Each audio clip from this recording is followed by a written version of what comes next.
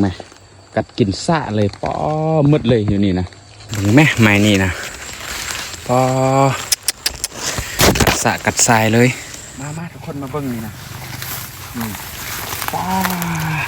สะทรายเลยมันกินนะป้อนี่เนาะประมาณนี้เลยกราบทักทายสบายดีทุกคนมื้อนี้เซฟอนสิมาใส่กับตำส่วนสลีเห็นยังบอสทางหลังนี่มาเบิ้งนี่กัดกินซะเลยสลีนะป้อคุดคักเลยเบิ้งแต่ว่ายังบ่มีคนมาใส่เนาะเซฟอนจะมาใส่มื้อนี้เราจะใส่แคมให้ได้แล้วก็อยู่ส่วนสลีนี่ยาวไปทางพุ่นแหละแตกจะเลือกใส่บนนี้เลยเนาะไม้แรกเนาะเซฟอนใส่ก่อนเป็นกัดกินซะเลยสลีนะโคตรมักเลยไปใส่กับแบบนี้คือไม้แรกมาใส่ด้วยเอาสลีใส่เนาะส่วนสลีก็ต้องเอาสลีใส่นั่นนี่เนาะประมาณนี้เลยเสียบใส่จังสี่แหละคันมันมากอ่ะก็น่าสิกินอยู่ตามเบิ่งนะน่าจะอยู่ทางในพุ่นไม้แรกผู้ใดได้มักแบบใส่กับอยู่ส่วนสลีแบบว่ามันมีนูมากัดกินนะอย่าลืมคอมเมนต์มาบอกกันเด้อเรียบร้อยเนาะไม้ทำอิฐประมาณนี้เลยอย่ามาลุ้นน้ำกันมืออื่นเด้อไม้ที่สองใส่พอนจะเลือกใส่อยู่นี่เนาะทุกคนเบิ่งน้ำกันเลยเท่ากับต้องรู้ริมันก่อนทุกคนเลยลางที่สองใส่บนนี้เริ่มดักเลยถ้าฝนจะเศร้าตั้งแต่เศร้าพุ่นพอเศร้าจากเทือกก็เลยมาเลยใส่แข้งฝนนี่แหละจึงมาเนื้อสั้นเสร็จแล้วล่างที่สามใส่บอลจะเลือกใส่บนนี้พุ่นทางมันแลนเข้าไปอันนี้เป็นทางมันแลนขึ้นมาทางนี้บุหัวทุกคนจะเห็นบออยู่กล่องแลนขึ้นมานี่เข้าไปพุ่นดักใจกลางนี่เลยไม้ที่สามทุกคนเห็นย้อยมันหน่อยนิดนึงเนาะ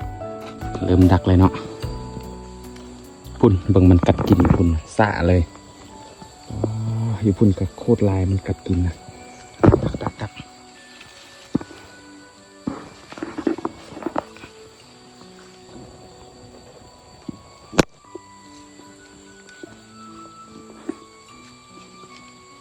นั่นนี่เนาะมาทุกคนมาเบิ่งนี่นะป้า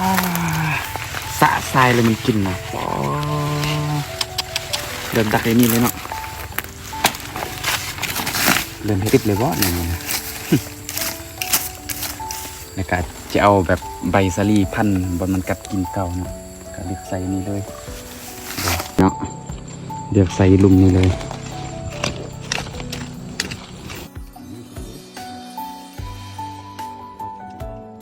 นี่เนาะเริ่มเสียบเลยเริ่มดัก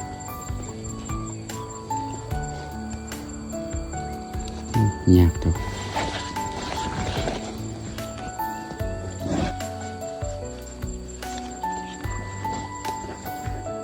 กับอันนี้ลันใบนะทุกคนนี่เนาะเซปอนก็ได้พันเรียบร้อยแล้วเดี๋ยวมันกัดกินต่อนะใส่ลุ่มเรียบร้อยถือว่างามอยู่ได้ไม้นี่นะผมไหมมันกัดกินอยู่นี่นะ